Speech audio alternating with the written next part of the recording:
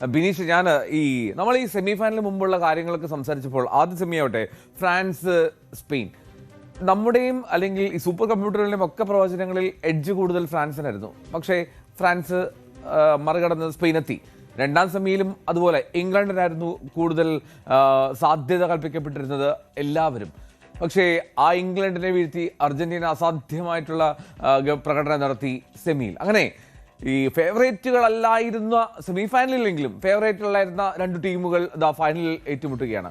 ഈ രണ്ട് ടീമുകൾ ഏറ്റുമുട്ടുമ്പോൾ രണ്ട് ശൈലികൾ, അതിന് യൂറോപ്പ്, ലാറ്റിൻ അമേരിക്ക എന്നുള്ളതിനപ്പുറം തന്നെ ഈ വലിയ തോതിൽ അറിയുന്ന സുഹൃത്തുക്കളായിട്ടുള്ള രണ്ട് ടീമുകളാണ് ഒരു ലോക കിരീടത്തിന് ഏറ്റുമുട്ടുന്നത്. ലയണൽ മെസ്സിയുടെ ജീവിതം തന്നെ സ്പെയിനിലായിരുന്നു, ബാഴ്സലോണയിലായിരുന്നു ഏറിയ പങ്ക്. അപ്പോൾ അത്രമാത്രം മനോഹരമായി അവർ സംസ്കാരത്തെയും അവിടുത്തെ എല്ലാ കാര്യങ്ങളെയും വ്യക്തമായ ബോധ്യമുള്ള രണ്ട് ടീമുകളാണ് ഏറ്റുമുട്ടാൻ പോകുന്നത്.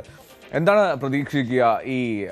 ഈ ഹൈബ്രിഡ് ശൈലിയിലുള്ള സ്പെയിൻ്റെ ഇപ്പോഴത്തെ കളി, അർജന്റീനയുടെ ഈ ശൈലിയും ഒക്കെ ഏറ്റുമുട്ടുമ്പോൾ എന്ത് നമ്മൾ എക്സ്പെക്ട് ചെയ്യണം? ഞാനൊരു രസകരമായ ഒരു ഫാക്ട് പറഞ്ഞോട്ടെ. കാരണം ഇപ്പോഴേ ന്യൂട്രലായ ഫുട്ബോൾ പ്രേമികളൊക്കെ പറയുന്നത് അർജന്റീനക്ക് ഒന്ന് കിട്ടണം, എങ്കിൽ മാത്രമേ അവർ ഉണരൂ, എങ്കിൽ മാത്രമേ അവർ തിരിച്ചടിക്കുള്ളൂ, ഒരു കംബാക്ക്. ന്യൂട്രൽ കാണികളൊക്കെ അർജന്റീനയുടെ കംബാക്ക് ആണ് പ്രതീക്ഷിച്ചുകൊണ്ടിരിക്കുന്നത്. പക്ഷേ നമുക്കറിയാം, മെസ്സി വേഴ്സസ് യമാൽ ഒരു പോരാട്ടം നടക്കാൻ പോവുകയാണ്. തലമുറകളുടെ മാറ്റുരക്കലാണ് നടക്കാൻ പോകുന്നത്. ഒരു വലിയൊരു തമ്പുരാനും ഒരു ഇളമുറ തമ്പുരാനും തമ്മിലുള്ള ഒരു പോരാട്ടം. പക്ഷേ അർജന്റീനക്ക് ഇതുവരെ കളിച്ച പോലെ അത്ര എളുപ്പമായിരിക്കില്ല. കാരണം നമുക്കറിയാം, സ്പാനിഷ് ടീമിന്റെ കഴിഞ്ഞ മത്സരത്തിലെ ആ മിഡ്ഫീൽഡ് ജനറൽ റോദ്രിയുടെ പ്രകടനം, അതേപോലെ തന്നെ ഡാനി ഓൾമോയുടെ പ്രകടനം, ഈ രണ്ടു പേരും വളരെ കീ പ്ലേയേഴ്സ് ആണ്. അത് ഒരാള് പ്രതിരോധത്തില് കൂടുതൽ മികച്ച പ്രകടനം കാഴ്ചവെക്കും, മറ്റേയാള് നല്ല പോക്കറ്റ് സ്പേസുകൾ കണ്ടെത്തി പുറകിലേക്ക് ഇറങ്ങി വന്നു മുന്നോട്ട് പോയി പോക്കറ്റ് സ്പേസ് കണ്ടെത്താനും ഓൾമോന് സാധിക്കുന്നു. ഒരു ഗോൾ നേടിക്കഴിഞ്ഞാലും, കഴിഞ്ഞ മത്സരം ഇംഗ്ലണ്ടിനെ പോലെ ആയിരിക്കില്ല സ്പെയിൻ. അവര് ഗോൾ നേടിയാലും ഗോൾ നേടിയില്ലെങ്കിലും ബോൾ പൊസിഷൻ മെയിൻറ്റെയിൻ ചെയ്യും, ബോൾ റൊട്ടേറ്റ് ചെയ്തുകൊണ്ടിരിക്കും. ആ ബോൾ എവിടെയും നിർത്താതെ ബോൾ റൊട്ടേറ്റ് ചെയ്തുകൊണ്ടിരിക്കും. അങ്ങനെയാണെങ്കിൽ ബോൾ കിട്ടാതാകുന്ന അർജന്റീനക്ക് അത് അല്പം ബുദ്ധിമുട്ടാകും. ഇതുവരെ കളിച്ചതിൽ നിന്നും വ്യത്യസ്തമായ ഒരു ശൈലിയിലുള്ള ടീമിനെയാണ് അർജന്റീന നേരിടാൻ പോകുന്നത്. പക്ഷേ എക്സെപ്ഷണൽ മെസ്സി ഫാക്ടർ എന്നൊരു ഘടകം അർജന്റീനയുടെ പക്കലുണ്ട്. മാത്രമല്ല അവരുടെ എക്സ്പീരിയൻസ് ബിഗ് മാച്ചസിൽ, പ്രത്യേകിച്ചിട്ട് ഞാൻ ഈ ഡേർട്ടി ഫുട്ബോൾ എന്ന് വെച്ചാൽ നല്ല വാക്കാണ് ഉപയോഗിക്കുന്നത് കേട്ടോ. അതായത് ഒരു ടൂർണമെന്റ് ആവശ്യമായ എന്തൊക്കെ ചേരുവകളാണ് ആവശ്യം, അതൊക്കെ ഈ എക്സ്പീരിയൻസ്ഡ് ആയ അർജന്റീനിയൻ ഫുട്ബോളിന് അറിയാം. എങ്ങനെ ഒരു കളിയുടെ ഗതി കൊണ്ടുപോകണം, വേഗത കൂട്ടേണ്ടത് കുറക്കേണ്ടത്, ഇതൊക്കെ കൃത്യമായിട്ട് അറിയാം. അതോടൊപ്പം തന്നെ ഏറ്റവും എക്സ്പീരിയൻസ്ഡ് ആയിട്ടുള്ള ഒരു പെനാൾട്ടി സമ്മർദ്ദ ഘട്ടങ്ങളിൽ അതിജീവിക്കാൻ കഴിയുന്ന ഒരു ടീം കൂടിയാണ് അർജന്റീന. അങ്ങനെ വെച്ച് നോക്കുമ്പോൾ, ആ എക്സ്പീരിയൻസ് വെച്ച് നോക്കുമ്പോൾ, ആ സ്ട്രക്ചേർഡ് ആയ അർജന്റീനക്ക് അപ്പർ ഹാൻഡ് ഉണ്ടെങ്കിൽ പോലും ഇതേവരെ ഒരു ഗോൾ മാത്രം വഴങ്ങിയിട്ടുള്ള ഒരു ടീമാണ് സ്പെയിൻ. മാത്രവുമല്ല പൊസഷണൽ ഫുട്ബോളിൽ മികച്ച ഫോമിലുള്ള ടീം. രണ്ട് വ്യത്യസ്ത ശൈലിയിലുള്ള ഫുട്ബോൾ, ഒരു ബ്രില്യന്റ് ഫൈനലാണ് എക്സ്പെക്ട് ചെയ്യുന്നത്. ജോസഫ്, ഇപ്പോൾ ബിനീഷ് സൂചിപ്പിച്ച പോലെ ആ പൊസഷൻ ഫുട്ബോൾ കൊണ്ട് നമ്മൾ ആ സെമി ഫൈനലിൽ കണ്ടു എന്തൊരു ഓട്ടമാണ് എംബാപ്പയൊക്കെ ഓട്ടിച്ചതെന്ന്. അതായത് ഈ അതിവേഗക്കാരനായിട്ടുള്ള എംബാപ്പെ ഇങ്ങനെ കിണഞ്ഞോടിയിട്ട് ഉണ്ടാകില്ല പന്തിന് വേണ്ടിയിട്ട്. പക്ഷേ ഈ ലയണൽ മെസ്സിയും അർജന്റീന ടീമിനും ഈ റോദ്രി എന്ന മിഡ്ഫീൽഡിലെ ആ മാസ്ട്രോയെ എങ്ങനെ കൈകാര്യം ചെയ്യുന്നത്, എങ്ങനെയാണ് അത് ബ്രേക്ക് ചെയ്യാൻ കഴിയുക അർജന്റീനയുടെ ഒരു പെർസ്പെക്റ്റീവിൽ നോക്കിയാൽ? ഈ ലോകകപ്പിലെ തന്നെ ഏറ്റവും മികച്ച പ്രകടനം കാഴ്ചവെച്ച ഡിഫൻസീവ് മിഡ്ഫീൽഡർ അല്ലെങ്കിൽ ഒരു മിഡ്ഫീൽഡ് ജനറൽ ആണ് റോഡ്രി. അദ്ദേഹം ഏറ്റവും അധികം ടാക്കിളുകൾ വിജയിക്കുന്നതിലും റിക്കവർ ചെയ്യുന്നതിലും ഒക്കെ മുൻപന്തിയിൽ നിൽക്കുന്നത് കൊണ്ട് തന്നെ അർജന്റീന നന്നായിട്ട് സെൻട്രൽ ഏരിയാസ് ഉപയോഗിച്ച് അറ്റാക്ക് ചെയ്യുന്ന ഒരു ടീമാണ്. ഇന്ന് നമ്മള് അവരെ ക്രോസിലേക്ക് ഇംഗ്ലണ്ട് ഫോഴ്സ് ചെയ്യാൻ കാരണം തന്നെ അവർ പൊതുവെ സെൻട്രൽ ഏരിയകളിൽ കൂടെ വരുന്ന അപൂർവമാണ് എന്നുള്ള ഒരു തത്വത്തിന്റെ പുറത്താണ്. ഇന്ന് മാറ്റിമറിക്കാൻ സാധിച്ചു. എന്നാലും അർജന്റീനയുടെ പൊതുവെയുള്ള ഒരു തന്ത്രം സെൻട്രൽ ഏരിയയിൽ കൂടെ തന്നെ വരുള്ളൂ. അതുകൊണ്ട് തന്നെ അവിടെ റോഡ്രിയുടെ ഒരു ഇമ്പാക്ട്, അത് ശരിക്കും പ്രത്യേകിച്ച് ഈ പന്ത് റിക്കവർ ചെയ്തിട്ട് എത്ര വേഗതയിലാണ് സ്പെയിൻ ആ പന്ത് മാറ്റുന്നത് എന്നുള്ളതാണ്.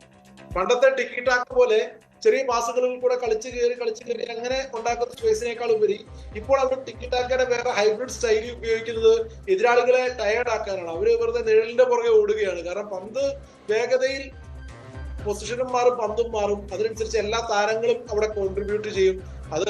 അതിന്റെ പ്രധാന പങ്ക് വഹിക്കുന്നത് റോഡ്രി തന്നെയാണ്. കാരണം റോഡ്രിയുടെ കയ്യിലാണ്, ചുറ്റുമാണ് ഈ ടീം റിവോൾവ് ചെയ്യുന്നത്. അപ്പൊ റോഡ്രിനെ നിഷ്പ്രഭമാക്കാൻ പന്ത് കൊടുക്കാതിരിക്കുക എന്നുള്ള മാർഗമേ ഉള്ളൂ. പക്ഷെ പന്ത് ട്രാൻജി എടുത്തിട്ടാണ് റോഡ്രി കളി തുടങ്ങുന്നത്. അപ്പൊ അതുകൊണ്ട് കൊടുക്കാതിരിക്കുക എന്നുള്ളത് എന്തുമാത്രം ഫലവത്താവുമെന്ന് അറിയില്ല. അദ്ദേഹത്തിന്റെ സപ്ലൈ, പാസിംഗ് ലൈനൊക്കെ നോക്കുവാണെങ്കിൽ വിഷനൊക്കെ അതിമനോഹരമാണ്, അതിഗംഭീരമാണ്. ലൈൻ ബ്രേക്കിംഗ് പാസുകളിൽ 1-ാം സ്ഥാനം ചുമ്മാതല്ല. കാരണം അത് ഡിഫൻസിൽ നിന്ന് പന്ത് എടുത്ത് അറ്റാക്കിലേക്ക് പുള്ളി കൊടുക്കുന്നത്, അതിനനുസരിച്ചുള്ള മൂവ്മെന്റ് ഉണ്ട്. നമ്മൾ ഒയർസബാലും ഡാനി ഓൾമോയും ഒന്നും അത്രയ്ക്ക് ഗോൾ അടിക്കുന്നില്ല കമ്പയർഡ് ടു അതേഴ്സ് എന്ന് പറയുമ്പോഴും അവരുടെ മൂവ്മെന്റ് ആണ് അങ്ങനെയുള്ള പാസിന് എപ്പോഴും സ്പേസ് കൊടുക്കുന്നതും അതിനുള്ള ഒരു വിഷൻ കൊടുക്കുന്നതും. റോഡ്രിക്ക് പന്ത് കിട്ടുമ്പോൾ ഡിഫൻസിനെ സ്പീക്ക് ചെയ്ത് ഇങ്ങനെയുള്ള ഏരിയയിൽ പന്ത് വരും എന്നുള്ളൊരു ധാരണയുണ്ട് ഒയർസബാലിനും ഓൾമോയ്ക്കും അതുപോലെ തന്നെ ലമീൻ യമാലിനും എല്ലാം. നിക്കോ വില്യംസും ഫിറ്റായി, കഴിഞ്ഞ 2 മത്സരത്തിൽ നിന്ന് ബെഞ്ചിൽ നിന്ന് വന്നു. അപ്പോൾ ഫൈനലിൽ നിക്കോ വില്യംസിനെ പ്രതീക്ഷിക്കാം. ഇനി രസകരമായ വേറൊരു കാര്യം, ഈ 2 ടീമുകളും 2 രാജ്യങ്ങളും സംസാരിക്കുന്നത് സ്പാനിഷ് ഭാഷയാണ്. അതെ, ലോകത്തില് ഏറ്റവും അധികം സ്പാനിഷ് ഭാഷ സംസാരിക്കുന്ന 2 ടീമുകൾ ഏറ്റുമുട്ടുമ്പോൾ കളിക്കളത്തിലെ തന്ത്രങ്ങളും അവർ പരസ്പരമുള്ള കമ്മ്യൂണിക്കേഷൻ എല്ലാം സ്പാനിഷിലായിരിക്കും. അതുകൊണ്ട് ഇരു ടീമുകൾക്കും അങ്ങോട്ടും ഇങ്ങോട്ടും ഇൻസ്ട്രക്ഷൻസ് മനസ്സിലാക്കാനും ബുദ്ധിമുട്ടുണ്ടാവില്ല. അത് വല്ലാത്തൊരു ഫാക്ടറാണ്. ഈ ഒരേ ഭാഷ സംസാരിക്കുന്ന ആളുകൾ ഇനി ഒരു വൈരത്തിൻ്റെ അംശം അവിടെ ഉണ്ടാകില്ല, സൗഹൃദത്തിൻ്റെ ഒരു അന്തരീക്ഷമാകുമെന്ന് പ്രതീക്ഷിക്കാം. ബിനീഷ്, ഒറ്റൊരു കാര്യം കൂടി ചോദിക്കുകയാണ്. ഈ 2 പരിശീലകരുടെയും രീതികൾ നോക്കുമ്പോൾ സ്കലോണിയുടെ നമുക്കറിയാം, അത് ഖത്തറിൽ മുതൽ നമ്മളിങ്ങനെ, അല്ലെങ്കിൽ സാമ്പളിക്ക് ശേഷം നമ്മൾ അർജന്റീനയെ കണ്ടു തുടങ്ങുമ്പോൾ അർജന്റീനയുടെ ഓരോ മത്സരങ്ങളും നമ്മൾ അനുഭവിക്കുന്നതാണ് സ്കലോണിയുടെ ആ മികവൊക്കെ. ഈ മത്സരങ്ങൾ നമ്മൾ കണ്ടു. ക്രൈം ബേബി ആണെങ്കിൽ പോലും അദ്ദേഹത്തിൻ്റെ ഒരു കമ്പോസ്ഡ് ആയിട്ടുള്ള ഒരു സ്റ്റേച്ചർ പലപ്പോഴും ചർച്ച ചെയ്യപ്പെടാറുണ്ട്. ക്രൈം ബേബി എന്ന് ഞാൻ പറയുന്നതല്ല, അർജന്റീന ടീമംഗങ്ങൾ പറയുന്നതാണ്. അപ്പോൾ എന്താണ് ഈ 2 പരിശീലകരുടെ യുദ്ധത്തിൽ എന്താണ് തോന്നുന്നത്? ആരുടെ തന്ത്രങ്ങൾക്കാണ് കൂടുതൽ മേന്മയുണ്ടാവുക ഫൈനലിൽ? ഈ തന്ത്രപരമായ ഡിസിഷൻസ് നോക്കുമ്പോൾ സ്കലോണിയുടെയാണ്. കഴിഞ്ഞ മത്സരത്തിലേക്ക് സബ്സ്റ്റിറ്റ്യൂഷനൊക്കെ ഒന്നിനൊന്ന് മെച്ചമാണ്. മാത്രമല്ല ആ സബ്സ്റ്റിറ്റ്യൂഷൻ ചെയ്ത് വരുന്ന താരങ്ങൾ സൂപ്പർ സബായി ഗോള് കണ്ടെത്തുന്നു. സോ ഒരു മാച്ചിനെ മാറ്റി മറിക്കുന്ന രീതിയിലുള്ള സബ്സ്റ്റിറ്റ്യൂഷൻ, അത് ഈജിപ്ത് തൊട്ടായിട്ടുള്ള മത്സരം തൊട്ട് നോക്കിയാൽ തന്നെ നമുക്കത് കാണാൻ സാധിക്കും. മാത്രവുമല്ല കൃത്യതയോടെ ആ ടീമിന്റെ പ്രത്യേകിച്ച് ഹൈഡ്രേഷൻ ബ്രേക്കിന് ശേഷമൊക്കെയുള്ള ടീമിന്റെ വരവില് ആ ടീമിന്റെ വേഗത കൂട്ടുന്നതും കുറക്കുന്നതും ഒക്കെ വളരെ ഗംഭീരമായിട്ട് ചെയ്യുന്നുണ്ട്.